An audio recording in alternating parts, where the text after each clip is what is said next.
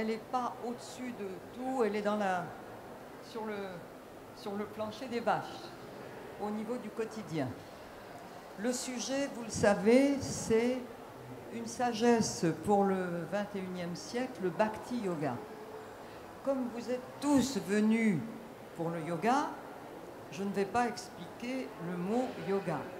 Mais j'ai tout de même beaucoup d'explications à vous donner sur cette forme de yoga qu'on appelle Bhakti.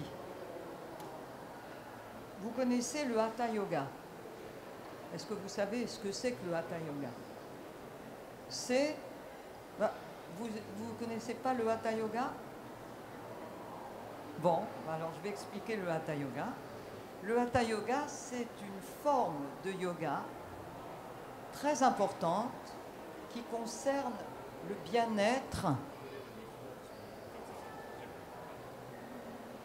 bien-être du corps. Ah, c'est des grands experts. Et le bien-être du corps s'entretient par l'exercice. L'exercice, on l'appelle gymnastique, par exemple, on l'appelle sport, on l'appelle la marche, on l'appelle de différents noms, mais tout le monde sait ce que c'est que l'exercice physique. Dans le yoga, l'exercice physique est accompagné de deux autres choses que la musculature et les articulations. Premièrement, la respiration, chaque geste étant associé à une phase respiratoire, l'inspire, expire. Et deuxième élément, la conscience. C'est-à-dire qu'on fait les gestes physiques que requiert l'exercice, on les fait avec vigilance, avec attention. C'est pourquoi j'appelle cela conscience. On fait ces mouvements qui favorisent le bien-être physique avec la respiration et la conscience. Et c'est ça le Hatha Yoga. Si on le fait avec la conscience, si ces exercices sont faits sous la direction d'un professeur expérimenté, avec ces deux éléments, il entre dans le Hatha Yoga un élément psychique. Parce que la conscience, ça, quelque chose que tout le monde peut comprendre, la vigilance, la conscience, c'est la clarté mentale. Par conséquent, le Hatha Yoga, qu'on dit physique, est plus que physique. Il ouvre la porte à une compétence sur le contrôle de soi, la maîtrise de soi, au niveau des émotions et au niveau des pensées. Et justement, ce Hatha Yoga permet d'aller plus loin vers une autre forme de yoga qu'on appelle le Raja Yoga. Là, je m'arrête un peu pour dire ce que veut dire Raja Yoga. Raja veut dire royal. Est-ce que ce serait le plus grand des yogas puisque c'est le yoga royal? Sans doute est-il une étape d'un haut niveau après le Hatha Yoga. Parce que dans ce yoga, on apprend à diriger son mental, à le contrôler, à le concentrer. Et c'est un excellent yoga pour des gens qui veulent faire un travail précis, méthodique et développer une expertise. Je connais des entrepreneurs qui demandent à leurs postulants, les personnes qui viennent chercher un travail dans l'ensemble, est-ce que vous pratiquez le yoga?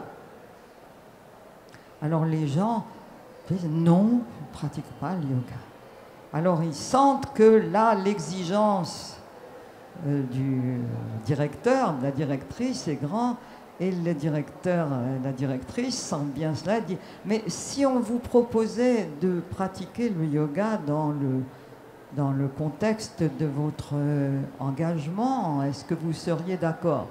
Et il y en a qui disent ah oui, parce qu'ils ont entendu parler de yoga, ils savent que ils vont pouvoir être mieux vus, ou aussi qu'ils vont, s'ils sont plus avancés dans la conception du yoga, qu'ils vont mieux faire leur travail. Mais il y en a qui disent non, ça ne m'intéresse pas. Alors ceux-là ont peu de chance d'être dans ces entreprises-là, d'être engagés. Parce que on sait aujourd'hui que un travail de concentration s'apprend. Et il n'est pas évident dans le monde où nous sommes tellement dispersés, tellement malmenés par les propagandes et toutes les choses qui font le conformisme social. On fait ceci, on fait cela et on oublie l'essentiel. Donc la concentration nous rappelle à la ténacité, à la vigilance et à la nécessité de bien faire ce qu'on fait. D'ailleurs, le grand maître du Raja Yoga, qui s'appelle le sage, c'est un sage, je vais revenir à la sagesse, hein. Le sage Patanjali dit « le yoga, c'est l'efficacité dans les œuvres ». Donc le Raja Yoga a des chances de nous aider à réussir ce que nous entreprenons. Mais ça n'est pas le seul yoga. Au-delà, il y a des formes de yoga qui touchent plus directement la libération des tensions. Quand je dis tension, vous pensez naturellement à stress. Comment oublier ce mot ravageur qui répand la terreur, pas seulement parce qu'il nous rend inhabiles dans les œuvres, mais il nous... aussi, il peut provoquer des maladies. On sait aujourd'hui que le stress est responsable de la mauvaise santé. Par conséquent, cet exercice yogique qui consistera à nous libérer des tensions physiques, avec le Hatha Yoga déjà, des tensions émotionnelles, aussi par la respiration, des tensions mentales par le Raja Yoga, et qui nous libérera de cette triple tension d'une manière systématique, c'est le Yoga Nidra, c'est-à-dire cette technique de relaxation profonde qui fait de la relaxation autre chose que « oh ben oui, moi quand je suis fatiguée, je me relaxe, je m'effondre dans mon fauteuil et j'écoute ou j'écoute la radio ou je ouvre la télévision ou je prends un verre de whisky ».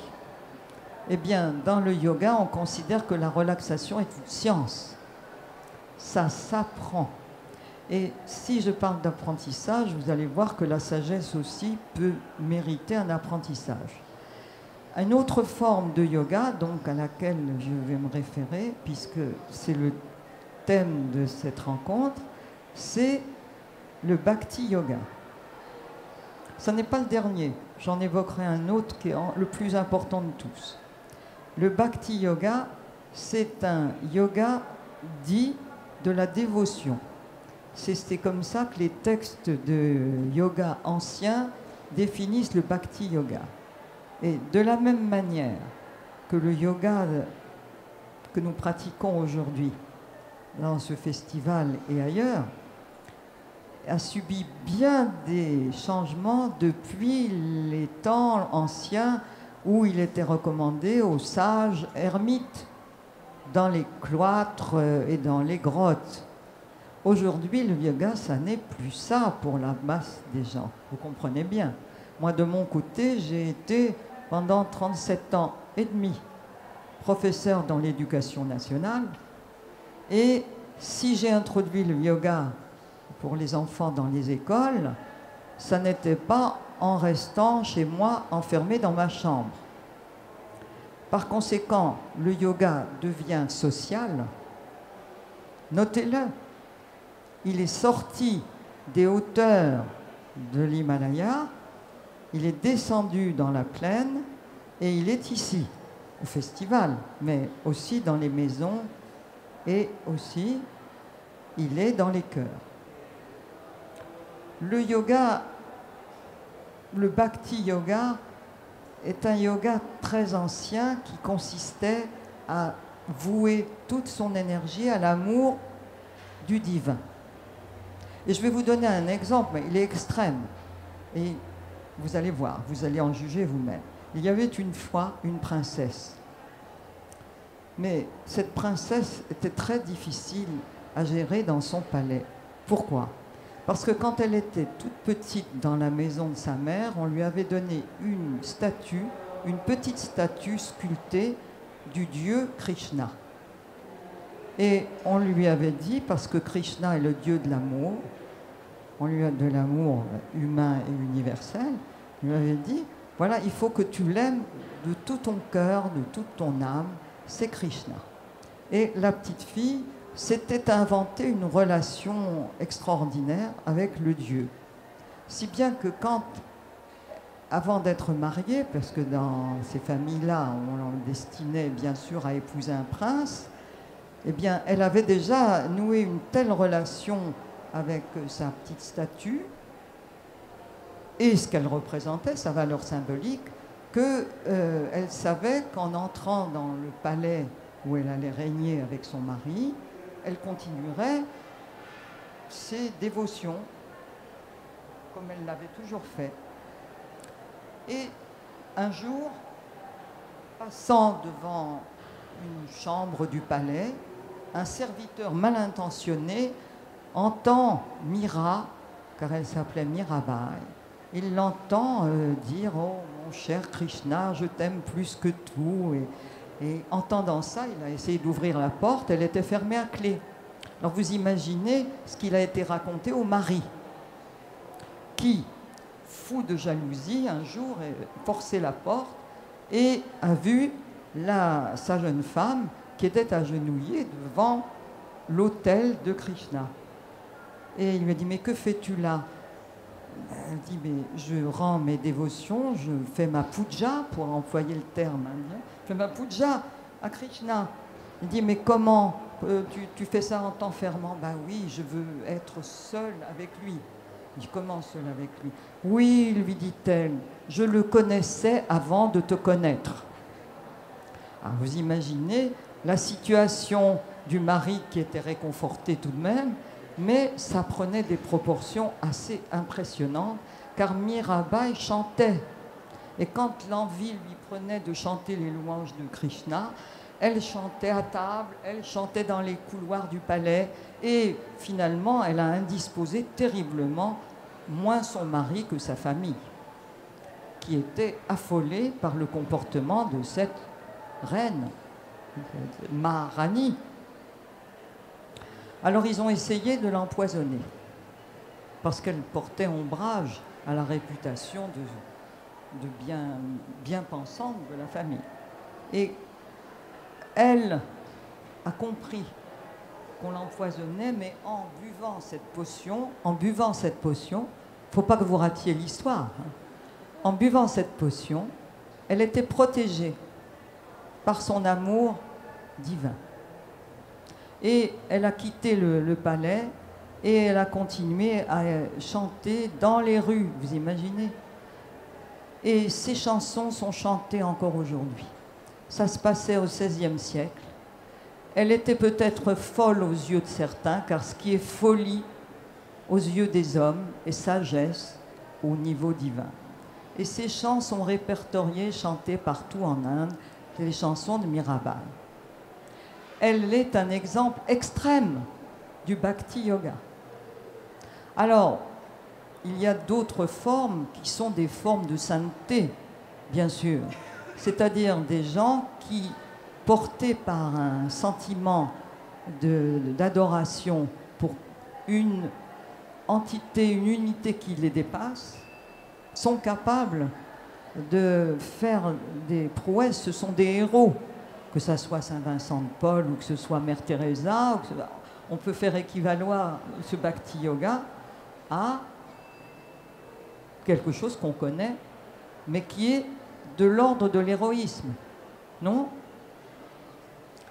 Alors, ce Bhakti Yoga transporté à notre siècle existe. Et vous l'avez rencontré. peut-être autour de vous. Vous l'avez vu aussi dans l'élan de solidarité qui se déploie et d'une manière tout à fait propice à l'action ordinaire dans les ONG, par exemple. Médecins sans frontières et d'autres, je ne le citerai pas. Ce sont des mouvements très importants aujourd'hui pour la protection de la Terre. Il y a des gens qui se donnent totalement à un idéal. Et le Bhakti Yoga, c'est le yoga de l'idéal. Et qu'est-ce qu'il apporte? Il apporte l'altruisme. Il apporte la conscience d'un dépassement des intérêts individuels. Et le troisième point, ce n'est pas le moins important, on a étudié en laboratoire le cerveau des gens qui ont de la compassion, de l'amour pour l'humanité ou pour une cause qu'ils méritent. Et on s'est aperçu que c'était un élément de santé physique et mentale exceptionnel, reconnu par les psychiatres.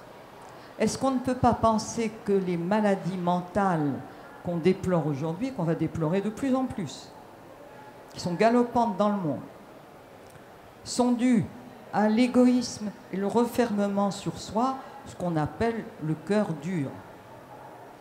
C'est-à-dire que le Bhakti Yoga n'est pas une chose incompréhensible comme dans l'histoire que je vous racontais, typique de Mirabai, mais c'est quelque chose qui peut être actualisé comme un élément de la vie dans le monde, ici.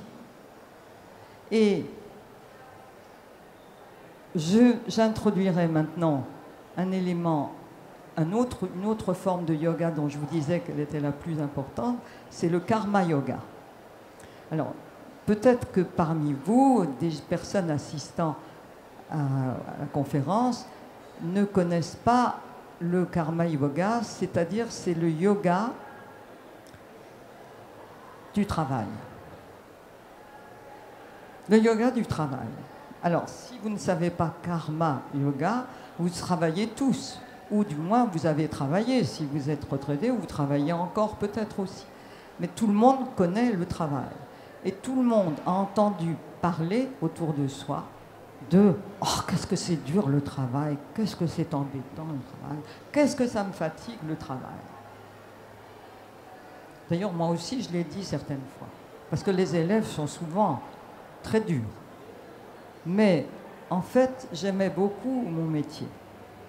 Et il m'arrivait d'avoir dans la classe des moments de grâce. Je dois dire, quand je voyais que le sujet que j'avais donné à traiter et que j'aimais était répercuté par les yeux brillants et l'intérêt profond des élèves, ou quand je leur donnais une séance de relaxation pendant laquelle je leur récitais la leçon et de m'apercevoir qu'après la relaxation, ils voulaient tous lever le doigt pour répondre, j'ai eu des moments extraordinaires.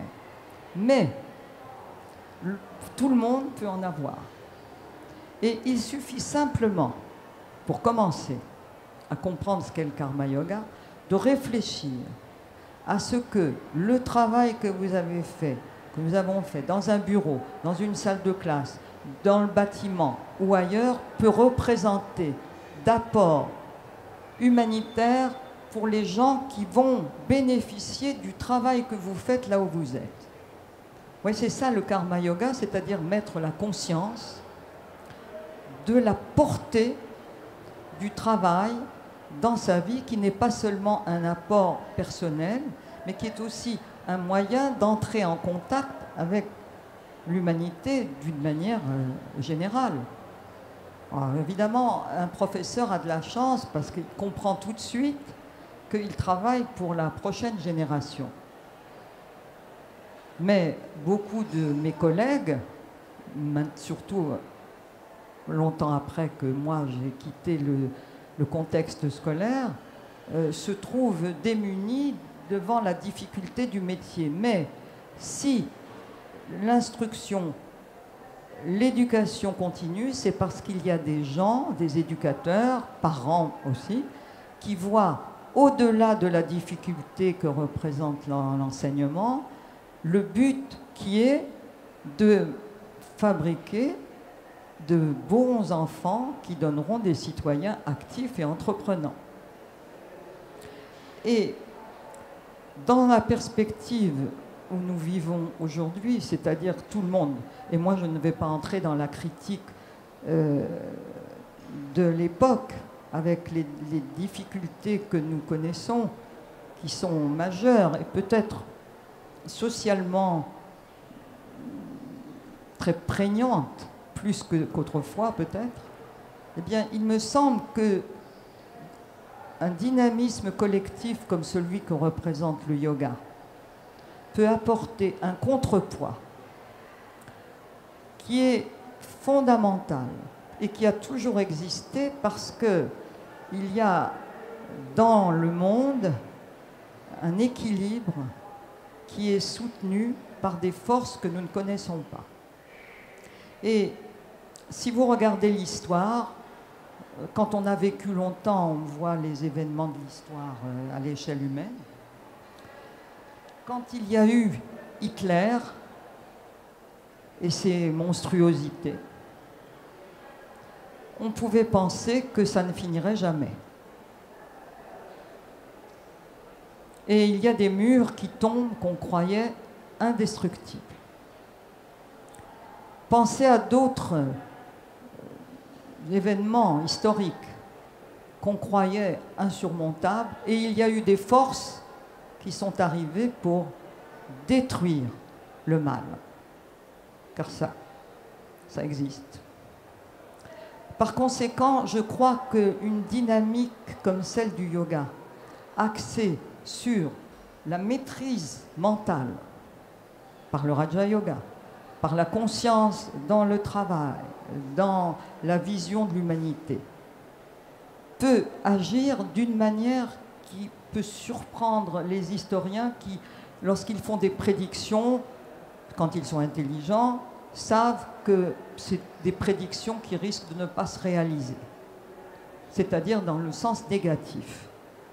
Et c'est parce qu'il y a, face à un déferlement de troubles qui représentent des peurs ancrées dans tous les psychismes, il y a aussi des ressources insoupçonnées. Et quand on voit bon, tout le monde ne va pas prendre du poison et ne pas être empoisonné, mais peut-être qu'il y a des gens qui, au milieu de ces troubles habituels, se rendent compte que grâce à la méditation, par exemple, c'est-à-dire à la capacité de s'élever au-delà de ses limites personnelles, peut agir sur son environnement immédiat, dans sa famille et dans son cercle d'amis. Et naturellement, tout le monde ne fait pas de yoga, et je trouve que quelquefois, il faut mettre en garde les gens qui font du yoga, qui disent « Ah oui, alors moi, depuis que je fais du yoga, je suis tellement bien que les personnes qui ne font pas de yoga ne m'intéressent plus. » Et ça, je trouve que c'est une sorte de fanatisme larvé qui doit nous alerter pour nous dire qu'il y a des gens qui ne font pas de yoga et qui sont très bien. Et ces gens-là font peut-être du bhakti yoga, c'est-à-dire qu'ils s'intéressent aux autres. Récemment, j'étais à la conférence d'un sage que vous connaissez peut-être de nom, qui s'appelle Sadhguru. Moi, j'en ai un, c'est pareil, c'est le même langage, c'est Swami Satyananda. Voilà. Bon. Mais ce sage, après sa conférence, d'ailleurs personne ne l'a vraiment bien entendu parce que c'était tout en anglais, il y a beaucoup de gens qui ne parlaient pas l'anglais. Bon, enfin bref, il était vraiment très bien, il avait l'air d'un sage, et il l'était. Il avait un grand turban, une barbe flottante jusqu'au diaphragme, et il était habillé avec des vêtements souples à l'indienne. Il était magnifique. C'était un vrai sage venu de l'Inde. Et quelqu'un après sa conférence, lui a dit « J'ai une question à vous poser. » Poser. Il a dit « Voilà, je suis chrétien et j'ai une religion à laquelle je tiens. Bon. Mais le yoga, c'est une religion peut-être. Alors, est-ce que je peux pratiquer le yoga étant chrétien ?» Passe dans la salle une brume en attendant la réponse du sage. Et il répond « Non, étant chrétien, vous ne pouvez pas pratiquer le yoga. » Alors là, tristesse, parce qu'évidemment, dans un contexte occidental, vous êtes chrétien. Bon. Mais, dit le sage, si vous êtes hindou, non plus. Hindou, vous ne pouvez pas non plus pratiquer le yoga. Alors là, la salle était dans les transes. D'ailleurs, il continue, si vous êtes une femme, vous ne pouvez pas pratiquer le yoga. Et si vous êtes un homme, non plus. Vous ne pouvez pratiquer le yoga que si vous êtes un être humain. Voilà ce qu'il a dit. Vous ne pouvez pratiquer le yoga que si vous êtes un être humain, c'est-à-dire, il a expliqué, quelqu'un qui est capable de transcender toutes ses limites. Femmes, hommes, français, indiens, étrangers, gaulois.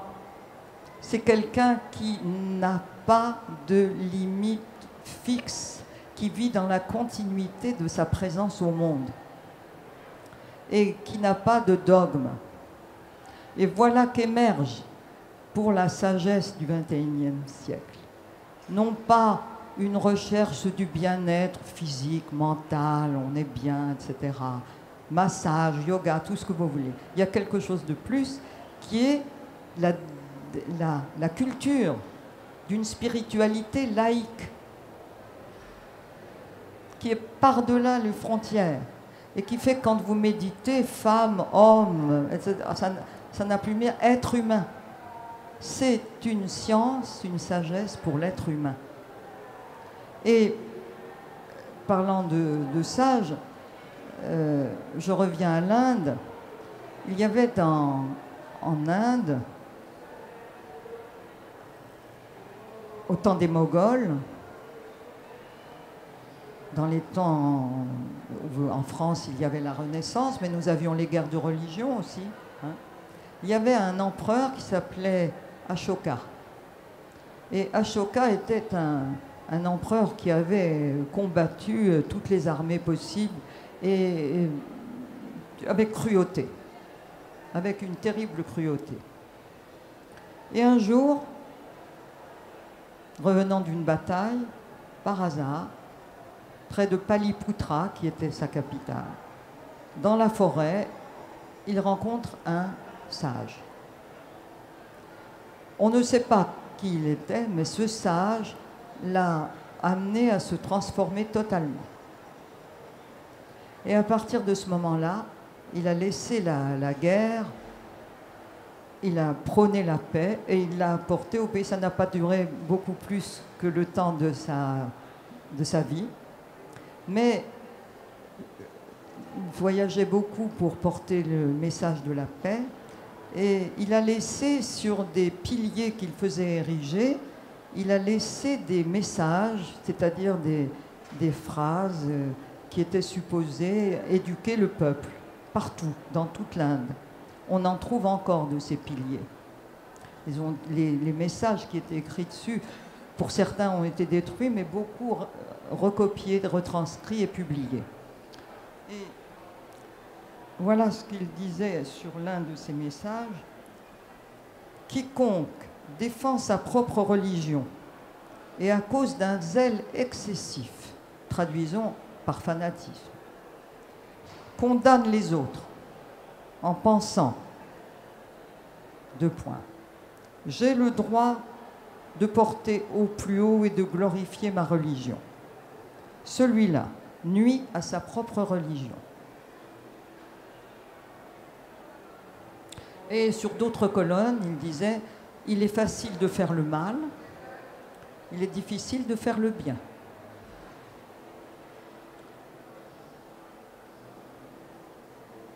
Bon, je voulais vous dire par là qu'il y a une continuité de la vie qui fait qu'à un certain moment, on peut être ce qu'on est, rapace, égoïste, avare, et très, très loin des autres, et puis ça peut changer.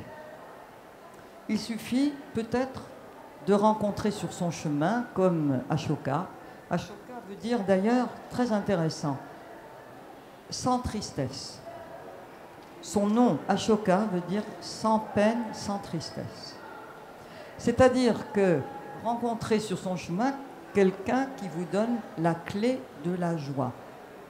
Et le Bhakti Yoga a la réputation d'être ce genre de yoga associé au Karma Yoga, c'est-à-dire au yoga du travail. Alors la sagesse pour le XXIe siècle,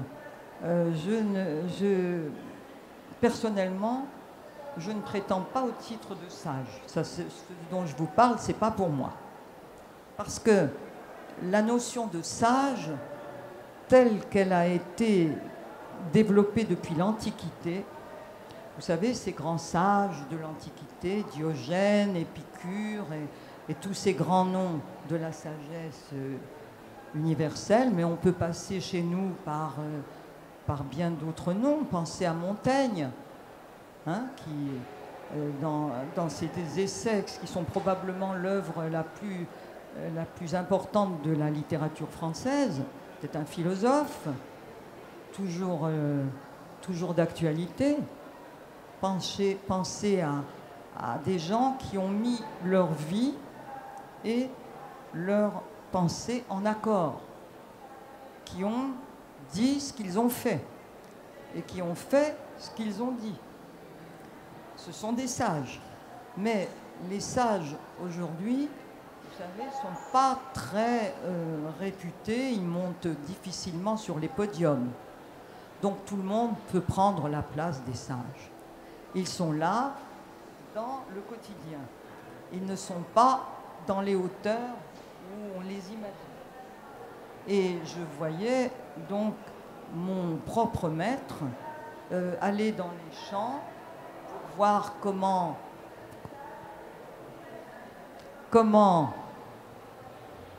cultivaient des gens qui travaillaient dans son ashram et les encourager à faire leur travail, non pas pour servir un ashram ou pour servir une institution, mais pour évoluer eux-mêmes. Donc ce travail de sagesse n'est pas seulement pour les autres, c'est aussi pour soi. Et je suis persuadée que ce yoga devenu social est destiné à un très grand avenir dans ce début du XXIe siècle, mais dans toute sa durée. Hari Om Tat Sat.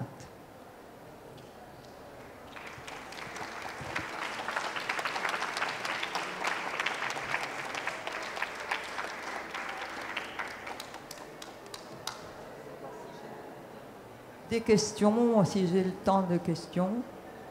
Oui? 10 minutes de questions.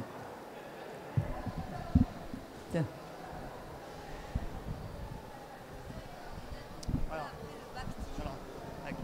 Elle a dit qu'elle... Vous avez dit que vous alliez parler d'un autre yoga après le Bhakti.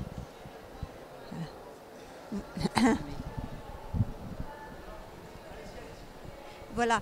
Vous avez dit que vous alliez parler d'un autre yoga après le Bhakti Yoga. Oui, c'est le Karma Yoga. Ah oui, c'est le Seva. D'accord. Oui, c'est ça. C'est-à-dire, c'est le service désintéressé. C'est-à-dire qu'il n'exclut pas le fait qu'on gagne de l'argent pour la peine qu'on prend travailler, bien évidemment, mais qui est fait avec beaucoup plus de désintéressement qu'on pourrait l'attendre de gens qui triment, hein, et qui trouvent de ce fait, par un changement intérieur, le travail plus agréable. Donc c'est le Karma Yoga. C'est le yoga le plus important. Autre question?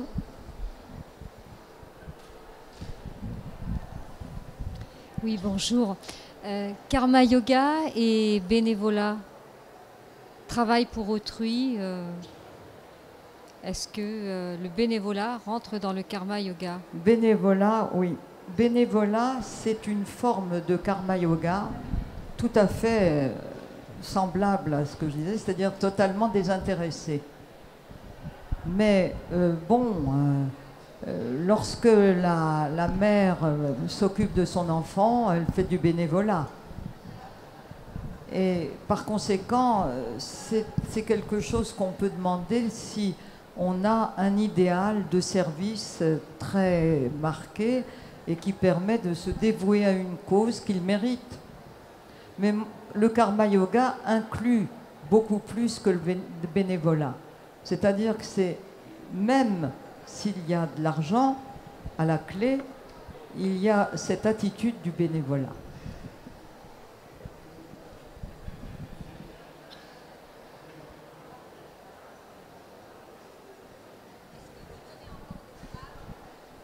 Ah oui? Il y a tout dans la brochure, là? Voilà. Mais disons que j'ai quand même autour de moi une équipe très motivée. Et par exemple, lorsque au mois de février, je pars en Inde dans un ashram, c'est pour apprendre toujours plus, parce que dans le yoga, on est toujours aspirant à plus de connaissances, plus de sagesse. C'est jamais fini.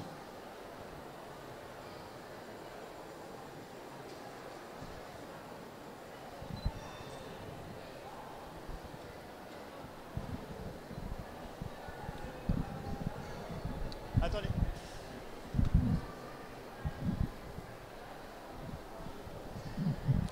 Moi, j'ai remarqué qu'en classe, Oui. il y a des élèves qui n'osent pas lever le doigt comme ça. Oui. Donc, Ah. Excusez-moi, est-ce que vous pourriez nous parler un peu plus de ce que vous avez fait auprès des enfants dans les écoles? oui. Comment vous avez apporté le yoga auprès des petits? Les petits. Ben, je ne sais pas, vous avez travaillé en Non, maternelle ou... j'étais professeur, j'ai été professeur en collège, en lycée, à l'université, Ah, d'accord. d'anglais. J'étais professeur d'anglais. Ah, d'accord. Voilà. Et j'ai toujours été passionnée par l'apprentissage, les méthodes éducatives d'apprentissage accéléré. Et donc, je ne savais pas très bien comment j'allais les introduire, mais j'ai eu la chance de faire du yoga d'abord, et puis ensuite de connaître un psychologue. Il était un psychologue roumain, je crois, et qui avait mis au point une méthode d'apprentissage accéléré. Et cette méthode d'apprentissage, il la fondait sur la relaxation, la libération des tensions. Ça s'appelait Lozanov, c'est la méthode Lozanov. Et en m'appuyant sur le yoga et ce que j'avais appris de sa méthode, je me suis rendu compte que j'avais les éléments dans la classe pour introduire une forme d'apprentissage qui déterminait de meilleurs résultats sur le plan intellectuel, mais aussi sur le plan de la relation à l'autre. C'est-à-dire que quand on faisait cette méthode, pour détendre les enfants, il fallait leur faire sentir qu'on n'était pas là seulement pour leur apprendre les matières qu'on enseigne à l'école. Par exemple, arrivant sur le palier, devant la classe, avant d'entrer, je leur dis « Alors, comment allez-vous aujourd'hui ?» C'est-à-dire que je leur permettais de parler de leurs émotions. Et il y en a qui me disaient « Moi, je suis triste, moi, j'ai pas assez dormi, moi j'étais hier à l'enterrement de ma grand-mère » ou des choses comme ça qui montraient que quand les enfants arrivent en classe, ils ont un contenu de conscience qui dépasse de beaucoup l'apprentissage qu'on voudrait leur faire calmement, comme ça, dans lequel on est enfermé. Donc, je leur ai donner la possibilité de se relaxer en classe. De se préparer, en fait. Le coude sur la main sur les yeux. Vous voyez? Et puis, avant la leçon, leur dire, mais attendez, on va d'abord se relaxer, après on travaillera. Et pendant qu'ils étaient relaxés, que la relaxation, ça se voit, se répandait par un silence admirable dans la classe, alors à ce moment-là, je leur lisais la leçon, en leur demandant, m'arrêtant après chaque phrase, de la répéter dans leur tête. Et comme ils étaient silencieux et calmes, les phrases qu'ils répétaient après moi, dans leur tête, se gravaient plus facilement que si je les avais lues ou qu'ils les avaient lues eux-mêmes, vous comprenez? Parce que nous avons à l'intérieur de nous-mêmes des dimensions qui sont beaucoup plus intelligentes, en tout cas plus puissantes que l'intellect. Et donc leur mémoire augmentait par le fait que je touchais une zone malléable qui est le subconscient. C'est ça que le Yoga Nidra apporte, avec la possibilité d'une transformation des couches profondes de la personne.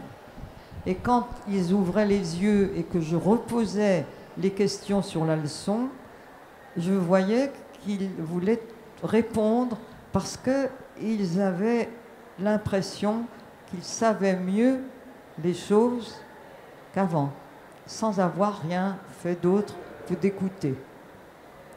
Donc ça, ce sont des lois de l'apprentissage qu'on commence à connaître. Par exemple, si vous voulez apprendre une langue étrangère, ne croyez pas que c'est en prenant une leçon de grammaire et de vocabulaire toutes les semaines que vous arriverez vite à parler.